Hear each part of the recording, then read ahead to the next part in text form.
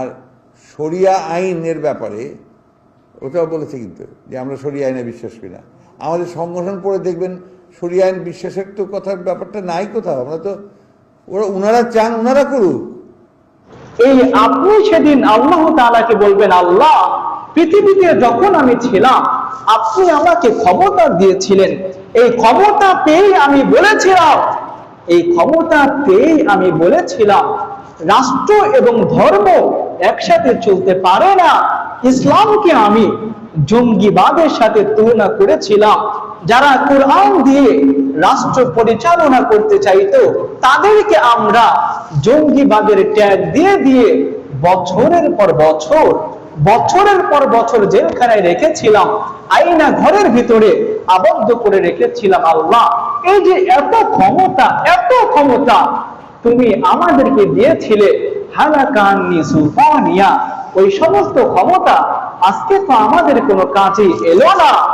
আল্লাহ রাব্বুল আলামিন আপনার সাথে সেদিন রাগ করে তিনি কথাই বলবেন না, তিনি ফেরেশতাদেরকে আদেশ করে বলবেন, খুদুহু, ওকে ধর, ফাগুল্লু, ডান্ডা বেরি পড়া, সুম্মাল জাহিমা সাল্লু, আর টেনে হিচড়ে কুকুরের মতো আমার জাহান্নামের মধ্যে নিক্ষেপ করে দিন।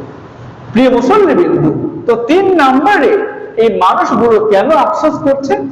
এই মানুষগুলো যখন পৃথিবীতে ছিল রব্বুল আলামিন এদেরকে ক্ষমতা দিয়েছিল। আচ্ছা বলেন তো, ক্ষমতা আমাদেরকে যিনি দান করেন তিনি কে? তিনি কে? আল্লাহ তাআলা। এই সম্পর্কে আল্লাহ বলছেন, কুলিল্লাহুম্মা মালিকাল মুলক তুতিল মুলকা মান তাশা। আরে রাজত্ব আর ক্ষমতা এটা তো মূলত আমি আল্লাহ তাআলা, তুতিল মুলকা মান তাশা, আমি তো তোমাকে ক্ষমতা দিয়েছিলাম। সুতরাং ক্ষমতা পেয়ে কখনোই ক্ষমতার অপব্যবহার করো না।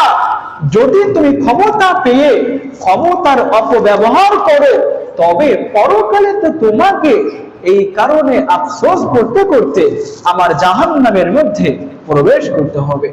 এই জন্য প্রিয় ভাইয়েরা, ধর্ম এবং রাজনীতি একসাথে চলতে কি পারে না?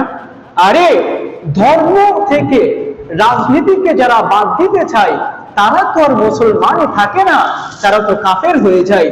আমাদের নবী 10টা বছর তিনি রাজত্ব করেছেন, তিনি কি ধর্ম দিয়ে রাজত্ব করেছেন নাকি মানুষের বানানো আইন দিয়ে রাজত্ব করেছেন? কোনটা দিয়ে? ধর্ম দিয়ে। আল্লাহর নবী সুলাইমান আলাইহিস সালাম 13 বছরের সময় রব্বুল আলামিন তাকে রাজত্ব দান করলেন। এখন প্রশ্ন হলো, সুলাইমান নবী কি নিজের বানানো মতবাদ দিয়ে রাজনীতি করেছে নাকি? আরে মিয়া, আল্লাহ তো আপনাকে রাজত্ব দিয়েছে একটা ভূখণ্ডের জন্য, আর আল্লাহ তাআলা সুলাইমান নবীকে রাজত্ব দিয়েছিলেন পুরো পৃথিবীর রাজত্ব। পুরো পৃথিবী তিনি শাসন করতেন।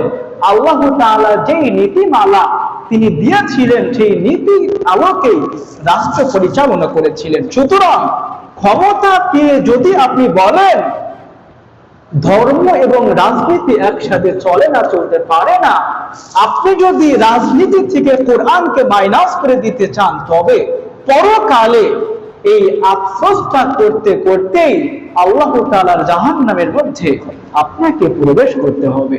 এই জন্য প্রিয় ভাইয়েরা, ক্ষমতা পেয়ে কখনোই ক্ষমতার অপব্যবহার করা যাবে। এই জন্য প্রিয় মুসল্লিবৃন্দ, আহ্বান করছি, আসেন আমরা এমন নেতাদেরকে অনুসরণ করি যেই নেতাগুলো আমাদেরকে আল্লাহর দিকে ডাকে। এমন নেতাদের অনুসরণ আমরা করি যেই নেতাগুলো এই জমিনের ভিতরে নামাজকে প্রতিষ্ঠিত করতে চায়।